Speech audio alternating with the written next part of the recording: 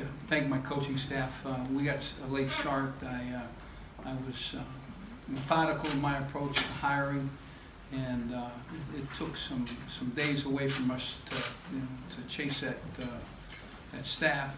But when they got on board, the things that we wanted to do in the short term were those needs that the team had to have quickly, and we started fast and really got a foothold on the defensive line, in the first signing period. And but as the staff became connected, they did a really great job in terms of representing Kansas and really signing this class. I also want to thank their family, because what happens is, as an assistant coach, you leave Sunday, you come back Friday, Saturday, and Sunday you recruit, and it's a full-time job. And the people that suffer certainly are the wives and children of those men that are assistant coaches, and I want to thank them as well. And there were a number of people that contributed to this class who were not on the road. Men that were in the backdrop, women that were in the backdrop, that helped in travel and helped in setting up what was the weekends. So I'm very fortunate to have the opportunity to work with such a loyal and dedicated group. So great day for Kansas football. We had 19 signees. There's a rare combination here between strong and thick and physical and athletic and with speed. And the Kansas brand helped us tremendously. It stands for academics. It stands for great athletics. And the people that went to school here and carry the message that they had when they were students here, it's just tremendous for us. We use it really on a regular basis. So, it's a place with a lot to offer, and I think we sold that great. I think our guys approached the opportunity to play and the making your 4 years count at Kansas was a part of really the mantra that allowed us to be successful. So,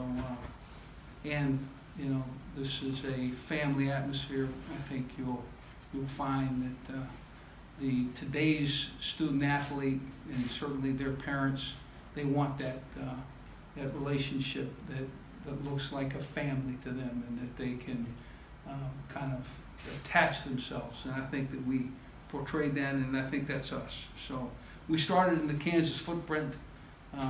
We took 3 from the state. Jaden Russell, a strong safety, long body, plays corner as well. Mason Fairchild, a big tight end, able to run and catch, 6'5", 250.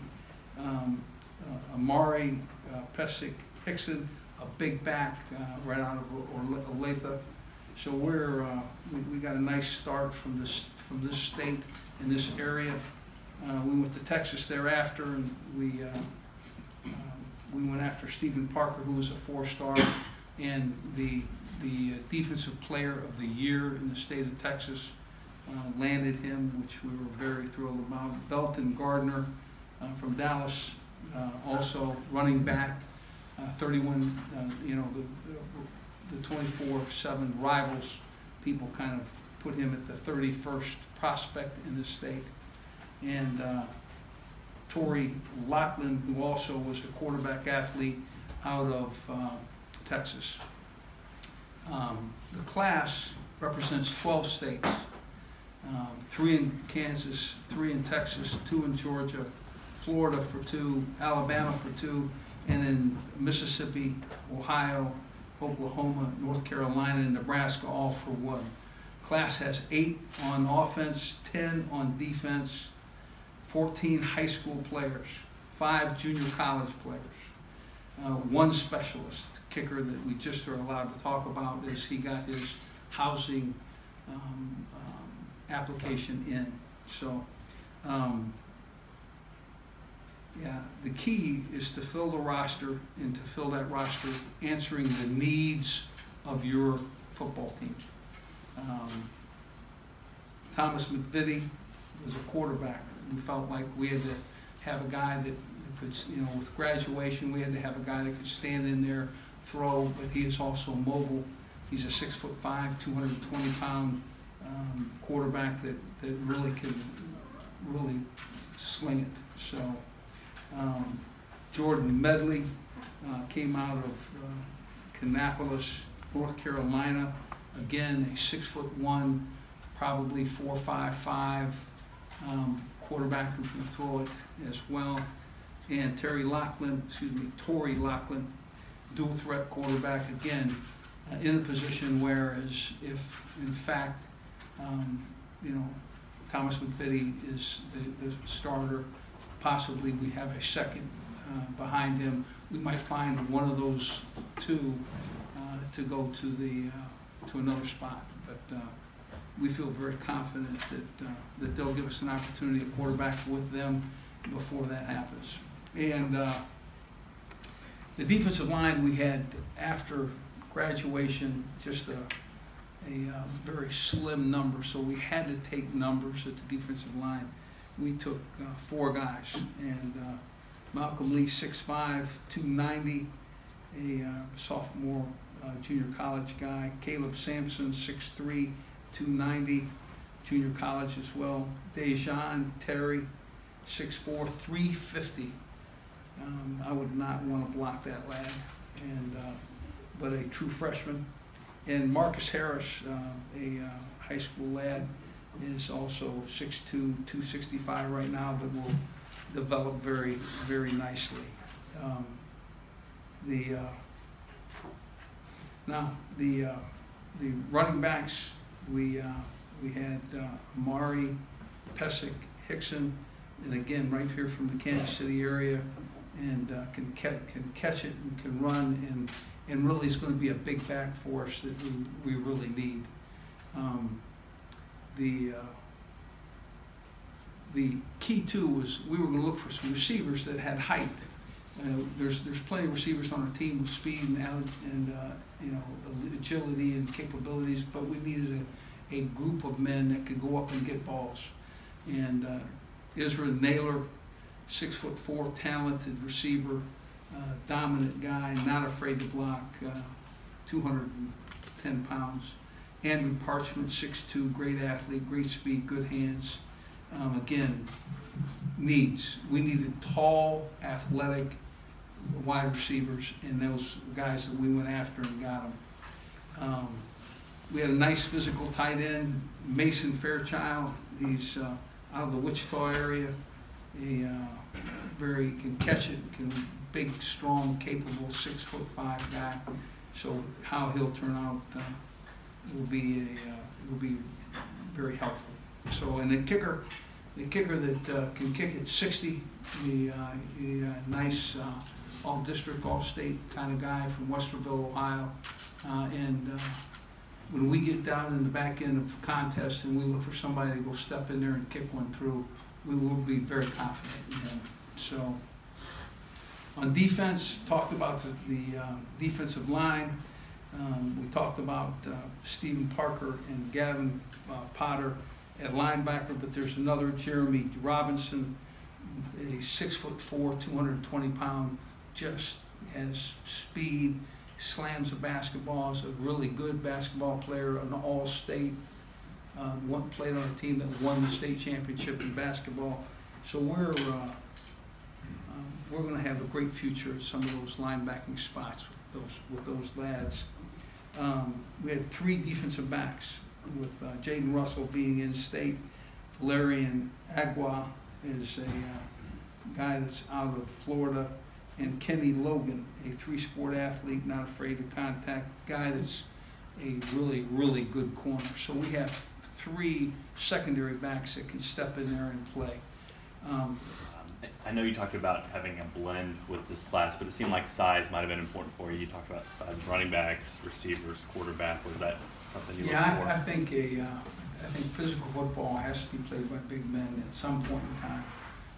If you, even the wide receivers looking for height and size. Yeah, I think it's a necessity at some point in time. And the offensive line is probably the next place that we're going to go.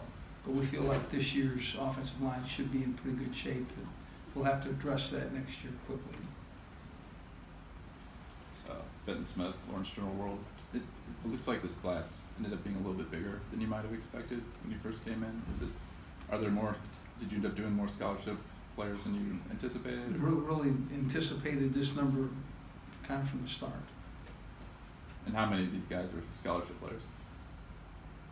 They're all all 19. Yeah, they're all going to come on our team and play and on scholarship.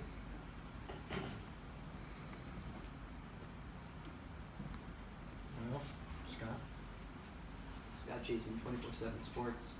Coach, could you talk through the recruiting battle for Stephen Parker a little bit?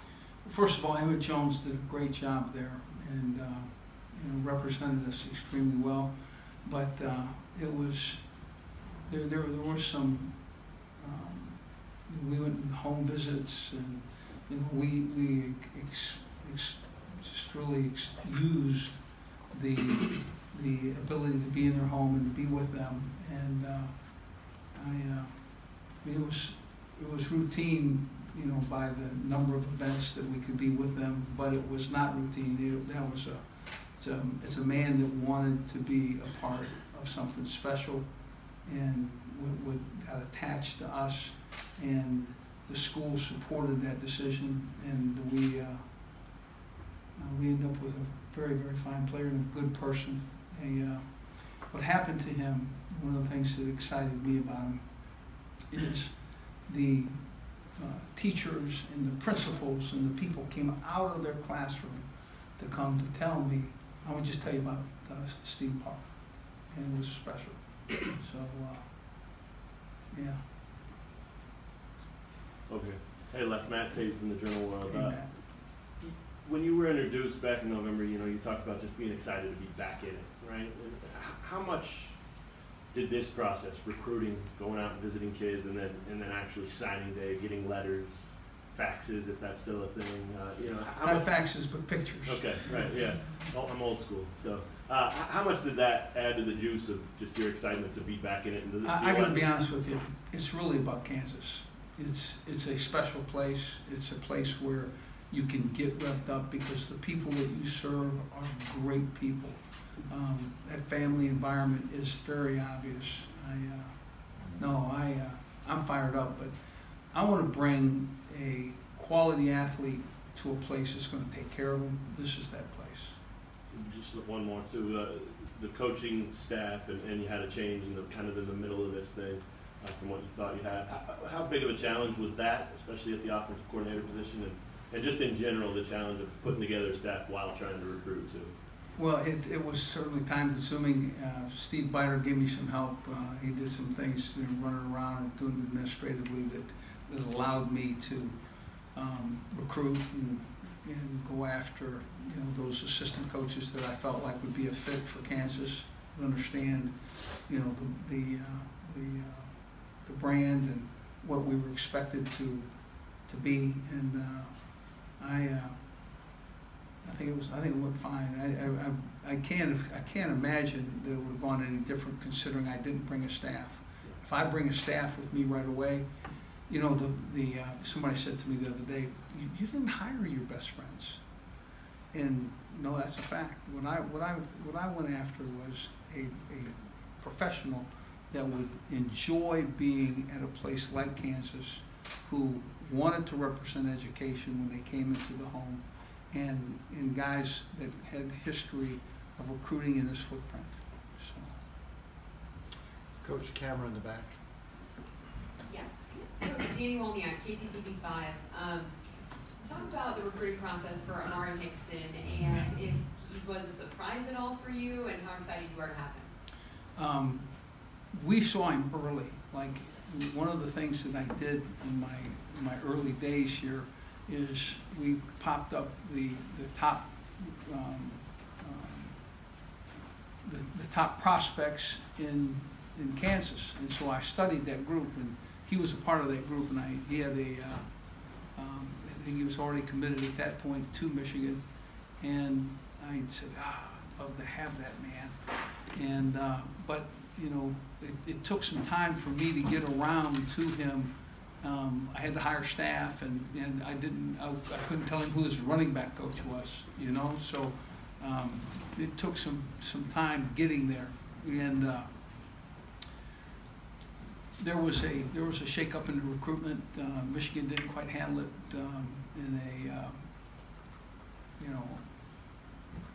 in a way that the prospect would have enjoyed, you know, and so we had an opportunity to sneak in there, and those are wonderful people. Those are people that want for their son to have a great experience, and I believe that Kansas is that, and we need a big back. And the teammates that he met, the Jayhawks while he was on campus, they told him that too. Hey, we need a big back. So we're going to see if that big back can run.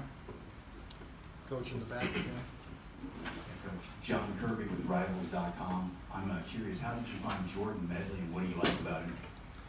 Well, there's nothing not to like about him. First of all, his family's just a wonderful group of men and women. I mean, his mom and his dad are the salt of the earth, and I mean, you could just tell that he was a leader.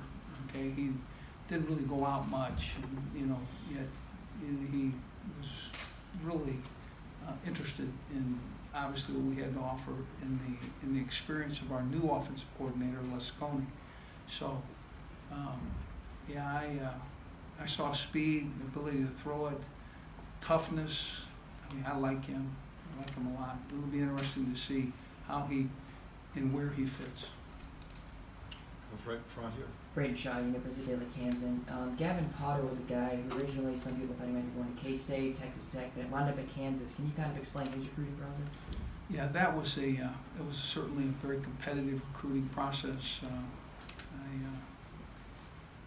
I think that there was an attachment on a bunch of different ways to this school. I think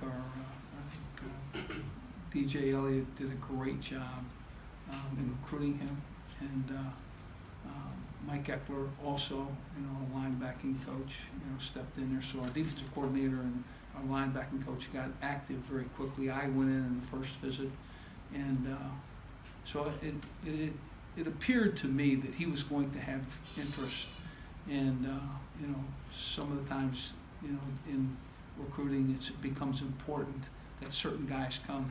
It was important to the Kansas Jayhawks that guy came. All right, we've got time for two more. Matt first, and then Matt. Matt Galloway with Drake Speak Capital Journal. I'm just wondering, could you speak to your initial impressions of Coach Bowen and Coach Hull, and how their continuity in the system already might have helped in the recruiting process? Coach Bowen and Coach Hull. Coach Bowen and Coach Hull. Coach Bowen has helped us a ton just from his experience in the perimeter. You know, what was, you know, where we should be, where we shouldn't, and it was nice to have a good quality opinion. Coach Hull, you know, has done a great job in recruiting and continued to do that. It was easy to fall alongside guys that, you know, were contributing very significantly to our effort. Yeah. You mentioned a couple times he'll play this fall, he'll play for us. I just wonder, general philosophy, how open are you to playing guys, freshmen, right away? Is that a wait-and-see thing, or do you? Yeah, I'm open to improving our team. In other words, I want to play the guy that's the best player at the position. If you think that I want to redshirt or, you know, slow down on a guy that's a great player already, it's not. No, I'm going to get about 3 years with that lad, and I need to get him on the field and get him coached, and let's see how good he can be. Those guys that are going to be really good players who need to grow up, I can comfortably come alongside a red shirt, or, you know, slow up their matriculation, certainly. But Yeah, I want to play the best players. I'm not that guy. Thank you, Coach.